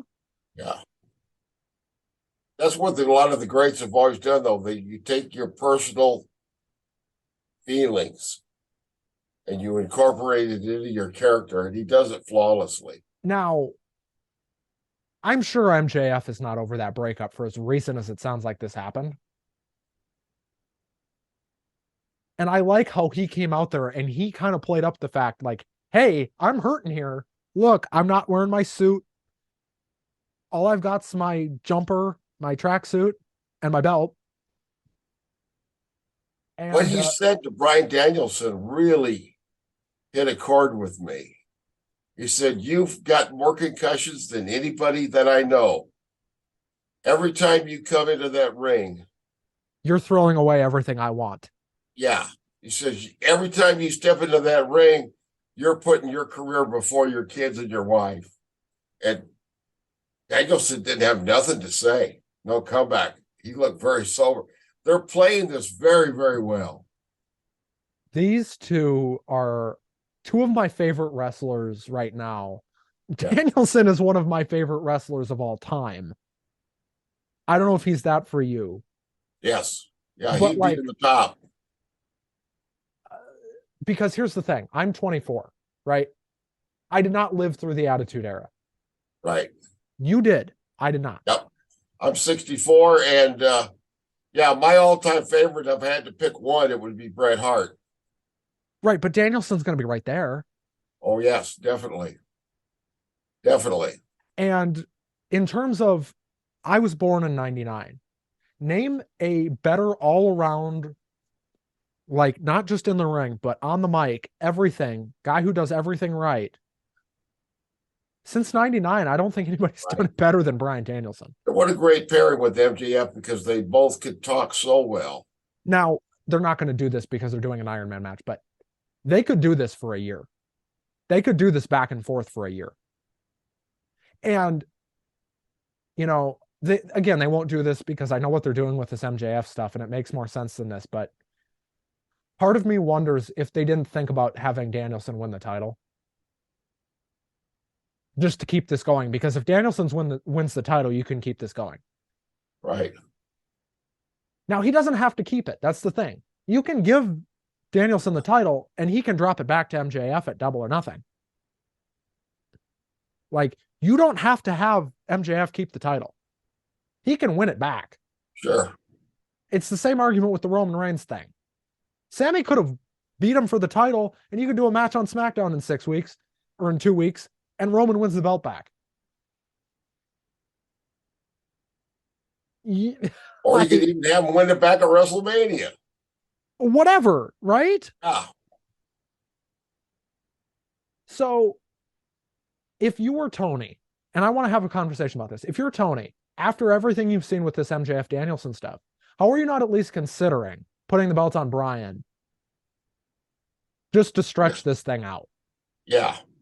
Definitely. And I know they're doing an Iron Man match, but I'm surprised that he has not had a title since he's been there. But at this point, he's their top babyface other than Moxley. And I think he is every bit as over as John is. Now, John's very over. John's the top guy. I mean, John's been their top guy for 5 years. I mean, just going by the crowd reaction, yeah, definitely, he's their top guy. But he's always had that. Even when Punk was there, Moxley still got a bigger reaction than Punk, except for that first night. Yeah, except like when they're in Chicago, right? But, you know, Chicago's kind of weirdo world anyway. And I still think Punk is coming back. I do. And I've started to think that more and more over the last few weeks. And I think the logical thing to do is Danielson wins the title. This is just what I would do. Danielson wins the title at Revolution. You can fluke it if you want. Have it be tied at the end of 60 minutes. They go to overtime and Danielson gets him on a roll up. Whatever. Because that's classic Iron Man match rules. If they're tied at the end of whatever amount of time, they go to overtime. That's pretty standard practice. Yeah. Have it go to overtime and Danielson catch him on a pin. Danielson's the champion till Double or Nothing. MJF wins the belt back at Double or Nothing. CM Punk comes out at the end of the show. Almost a year to the day from when he won the title the first time. And he goes after MJF. And then you're on the road to All Out from there. And you have CM Punk versus MJF at All Out. If that's what you want to do. Now, granted, does Danielson have to win the belt back for that to be a thing? No, but it makes sense because here's why. Because MJF can win the belt back, start beating the hell out of Danielson again, and then CM Punk comes out to save his old buddy Bryan Danielson. Is that so far-fetched? He's coming back, yeah. If Punk is coming back, right? MJF's beating the hell out of Danielson after he just beat him to win the title back. Punk comes out.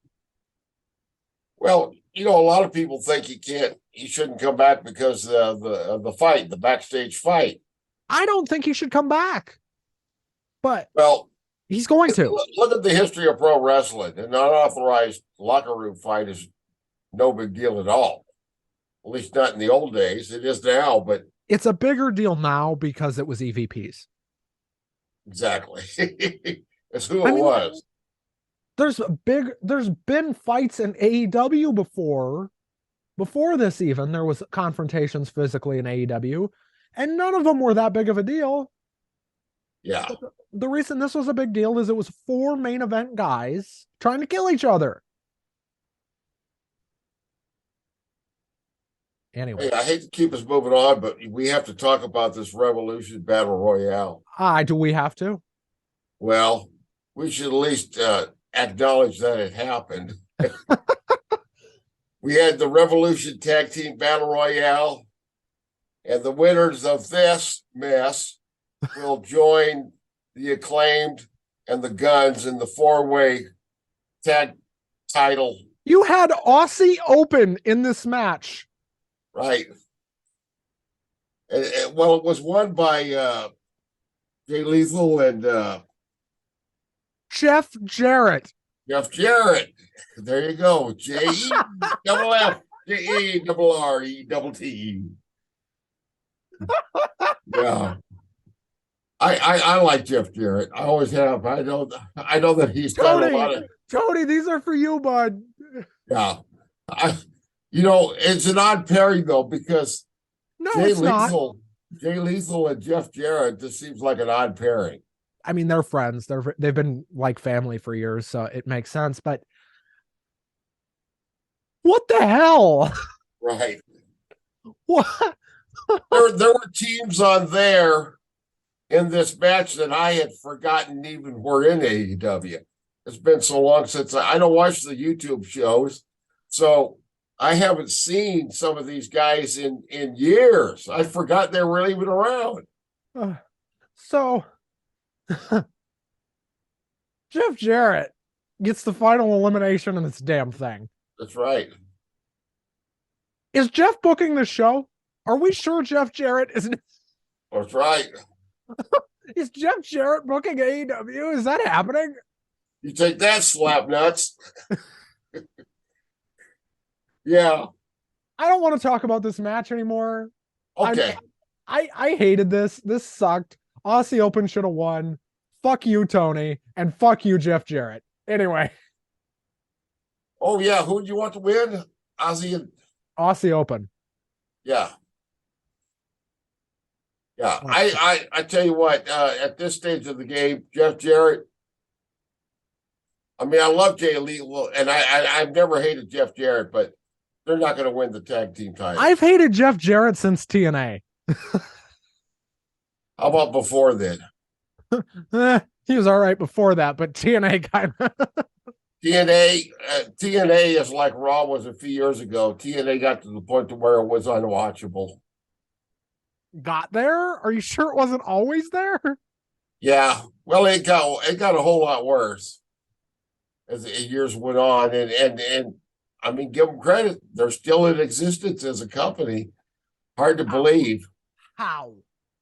I don't know how. Apparently they've got a core audience that will continue to support them. I mean, there's guys in Impact I really like. That's not even the thing. I really like a bunch of guys in Impact. I love Chris Bay. I really like Ace Austin. Right. But I think Ace Austin is going to be the face of a company somewhere. But not in Impact. Well, then we got a little bit more from Adam Cole, did we not? We get Renee Paquette backstage with Cokehead Tony. Right. You know, it'd be a great gimmick for Tony Khan. What's that? And I know he's never going to be on TV regularly. If he wanted to be a heel, he could be like a drug addict. Well, yeah, that might not be entertaining. That might be too sad to watch, you know. God, I hated this. Anyway. Did you see a guy like Tony Khan all coked out? I think he is all coked out. Oh, with the way he does seem to act a little manic now and then. Okay, with the way he books, though, I'm not sure. Anyway. Well, we did have an interesting... We're getting a third hour of Dynamite now. God damn it. Third hour. It feels like it. No, that's what this is. This AEW All Access thing?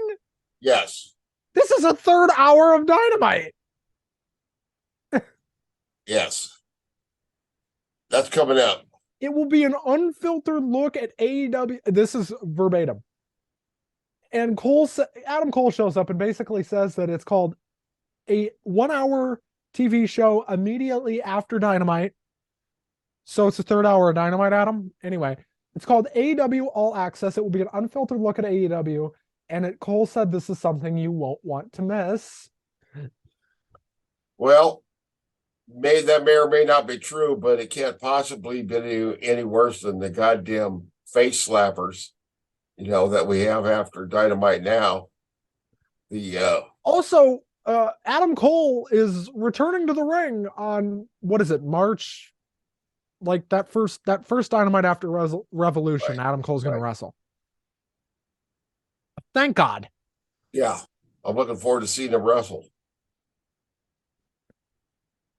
Can I just say how happy I am that Adam Cole is back?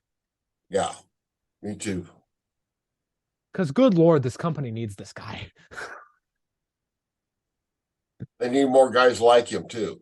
That will draw an audience. They have guys that will draw. They have Keith Lee, for God's sake. They're not using him worth a damn, though. Speaking of guys that they don't use, what the hell ever happened to Miro? Talk about a fucking draw. Holy shit. Yeah. And I didn't like his gimmick with the best friends when he first came there, but when he got onto this God thing, where like he was like this crazed religious fanatic, I thought that was brilliant. I thought that was unique, interesting, and then boom, he's gone. And then we get John Moxley versus Evil Uno. This was fine. Yes. This was fine. It's interesting. Like I said, I'm not that familiar with Evil Uno, but apparently he's been around forever. I mean, he shouldn't be in the main event of Dynamite, I'll say that much, but Well, I don't think anybody from the Dark Order should be in the main event. Brody Lee. Well, yeah, but unfortunately, he's gone. Rest in peace. I mean, rest up, big man, but fuck. Right. But this was a pretty brutal match. Yeah, it ends with a choke out. Then we get a giant fucking clusterfuck between the Dark Order and the Blackpool Combat Club. Right. And that's how the show goes off the air. Ends with the Hangman Adam Page running in and attacking Moxley. Then we get to have some more. Oh, but man, it wasn't Evil Uno bleeding. I mean, that wasn't just a little bit of blood. That was a real gusher. He was bleeding all over the ring. Moxley was bleeding by the end of the schmaz, too. Yeah. So that was one of the bloodiest matches I've seen in a long time. So before we move on to SmackDown, and I realize this show's going really long. Yeah.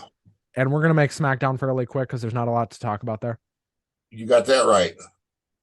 Let's talk about Revolution because this is our last show before Revolution. We will be back the Monday, March 6th after Revolution. That will be our Revolution show. The only reason it won't be up till the 6th is because we're going to record it on the 5th. And by the time Revolution ends, I'm not confident it won't be midnight Central already. It is going to be, I'm going to go top to bottom here. Let's start with MJF versus Bryan Danielson in the 60-minute Iron Man match for the world title. That's going to be great. Joe versus Wardlow for the TNT title. That'll be good, but I don't know why we're getting it. Oh, they did announce, we must have missed this, but we are getting Jamie Hayter versus Saraya versus Ruby Soho at Revolution. Thank God. Good. Anyway, I'm just happy Ruby Soho's getting booked. Yeah, it'd be nice. I don't give a fuck. It, but I don't know if they'll do that. Huh? It'd be nice if she won it. No, Saraya's winning. They're putting the belt on Saraya. They gave her way too much money not to. They're paying her a lot of money. They better put the belt on her. Look, again, here's the thing. Wrestling's a business, and they're paying Saraya a fuck ton of money. They better put that fucking belt on her. Or have a damn good reason not to. Yeah. Moxley versus Page on a Texas death match. Texas death match. No, why? Is Jericho going to be in Texas? I forget. The show's in San Francisco. Yeah, so a Texas death match in San Francisco. Right. I would like to see like a California death match. I think that would be cool. Where like, how about a Frisco death match? A Frisco death match where you get like, I don't know, shivs or something. What the fuck am I talking about? Anyway, right. Jericho versus Starks. I would have liked to see this be no DQ or something, but it's not. It might be by the time we get there. Then the Guns versus the Acclaimed versus Jeff Jarrett and Jay Lethal versus the winners of next. They're going to have a battle. What do they call it? The Casino Battle Royal next week. Casino Battle Royal, dude. That's this Wednesday. Yeah, dude. If Jeff Jarrett and Jay Lethal win the fucking tag titles, I quit. Oh, God. I might, you know what? I'll wager this. If Jarrett and Lethal win the tag titles, I'll buy a Jeff Jarrett t-shirt and wear it on this show. Good fucking God. Jesus Christ. That's how confident I am that they're not. They're not. No, they're not. Speaking of not good is how I would describe SmackDown. Well, it was kind of the season got go by pretty quick, but there was a lot of horse shit on it. Are you sure you weren't like dozing off? It's possible, Because there was multiple points in this show where I thought I was going to. Show Well, we start. opens with Yeah, another long video package. I right. love these, don't you, Russ? No, Yeah. no, I fucking They stop. just repeat them over and over and over and over and over. Yeah. Anyway, Kayla Braxton standing back there looking like a ditz. Uh, I'm sorry, Kayla. Kayla Braxton, in the off Jimmy. chance that you're watching this show, I didn't mean that. Hey, Russ, between me and you, I totally meant that. Anyway, Okay. so Jimmy Uso walks through the door. He hasn't heard from Jay. Right. He's going to be in the ring later on. Predictably, this was how the show ended. Then again, we get Imperium, all three of them. Right. Braun Strowman, Ricochet, and Madcap Moss. Right. And This was a Imperium standard. wins. This was a standard 6-man tag match for WWE, and Imperium wins again, as they Right. should. And then we have Drew McIntyre and Sheamus.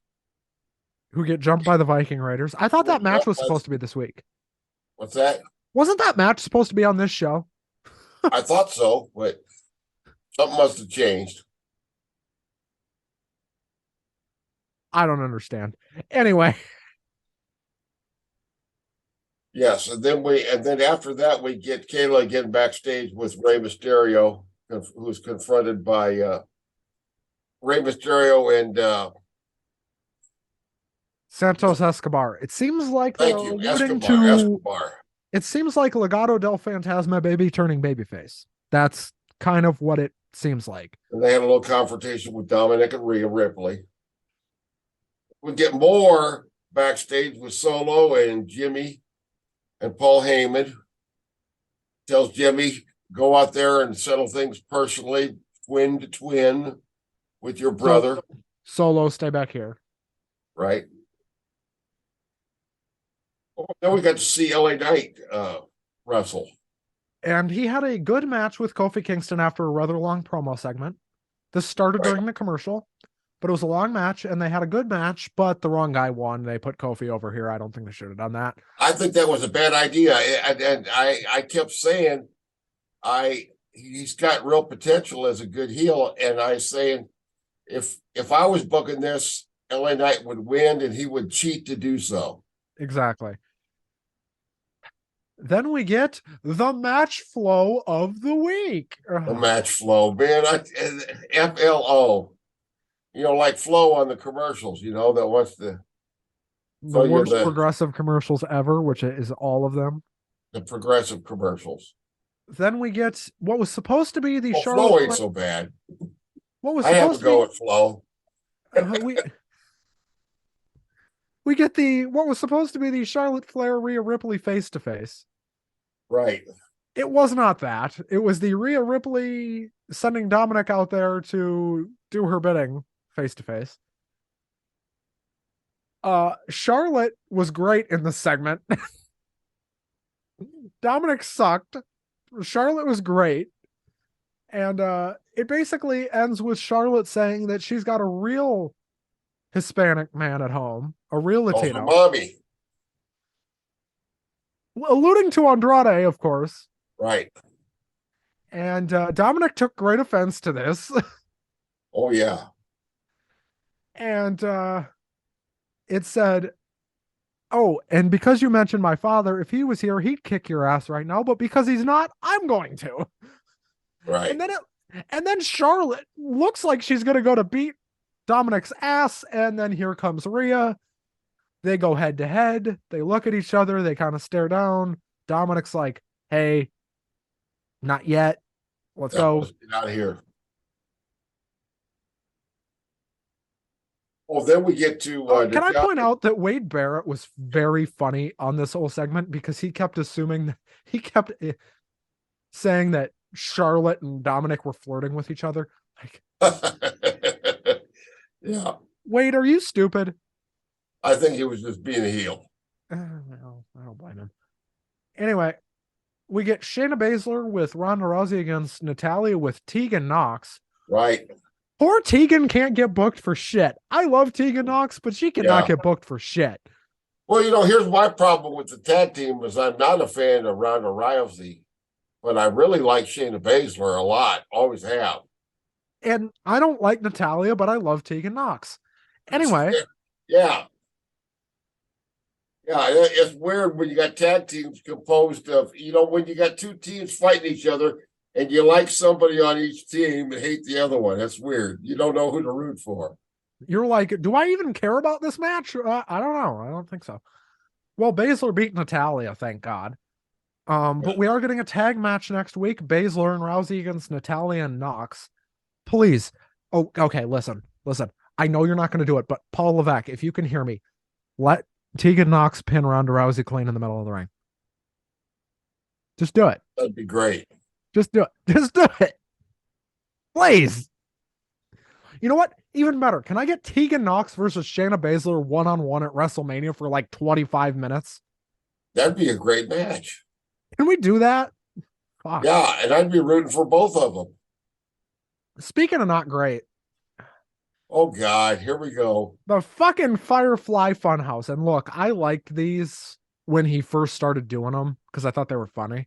I did too, but they got old really fast. And this was horrible. Pointless and stupid. Anyway.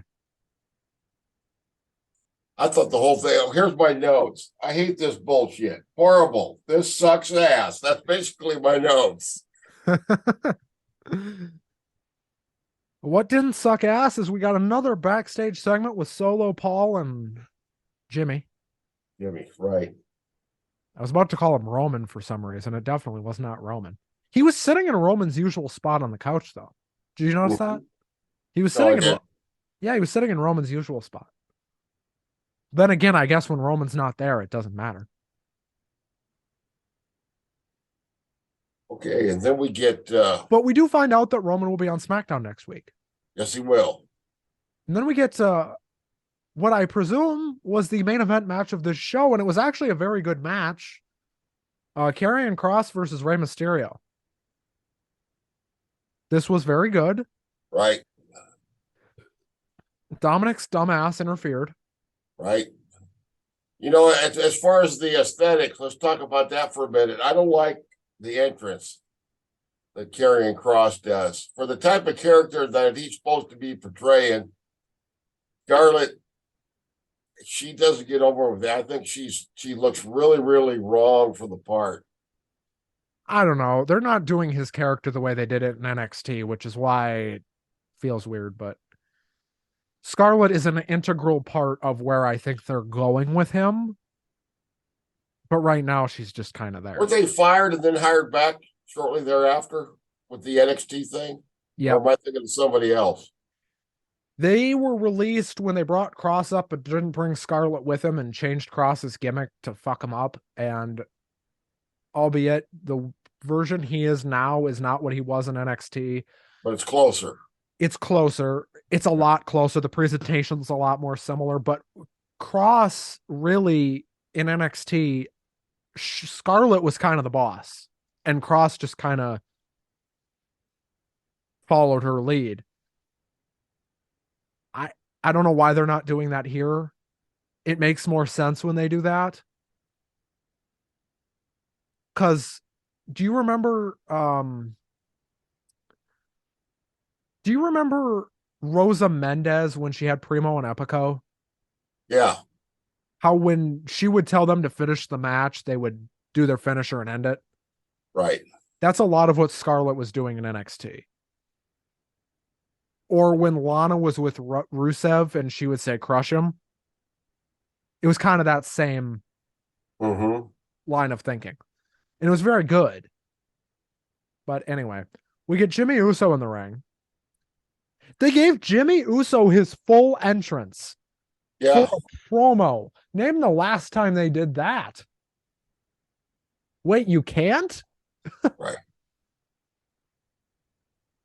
And then we're expecting Jay, but we get Sammy. Which was albeit a pleasant surprise. Right. Also, can we talk about the brand split for a minute? What the hell is going on with that?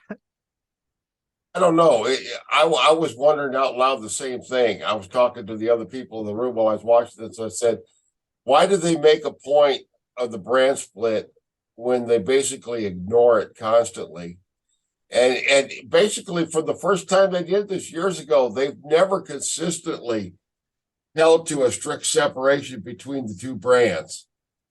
They do when it comes to, like, you'll have a Raw team versus a SmackDown team for something No, like that.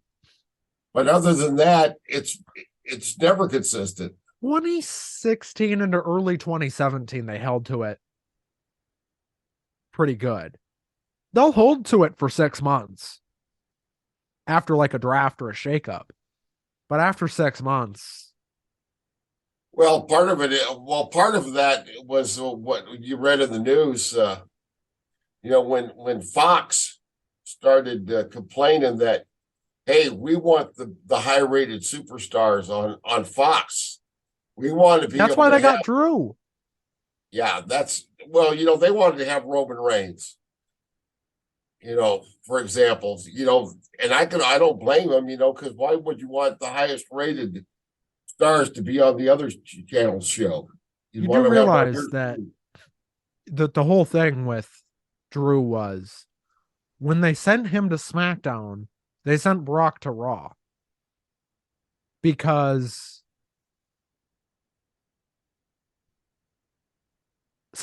they got to have somebody on Raw for a ratings draw. Brock Lesnar. Yeah. Now, Cody being on Raw helps because Cody's a draw.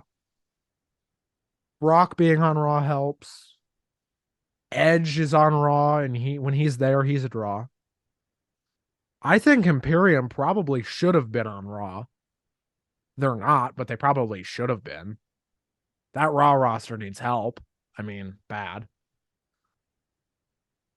This ends up being a very good segment with Sammy and Jimmy, though. And Right. Jay appears at the top of the steps. Worth noting, Sami Zayn came out through the crowd, and Jay stayed behind the barricade. He did not. Right. He never came in. He never fully came into the arena. He was in the crowd, which I thought was interesting, and I thought that was a good bit of storytelling. Sammy and He's the Jimmy man caught brawl. in the middle. Go ahead.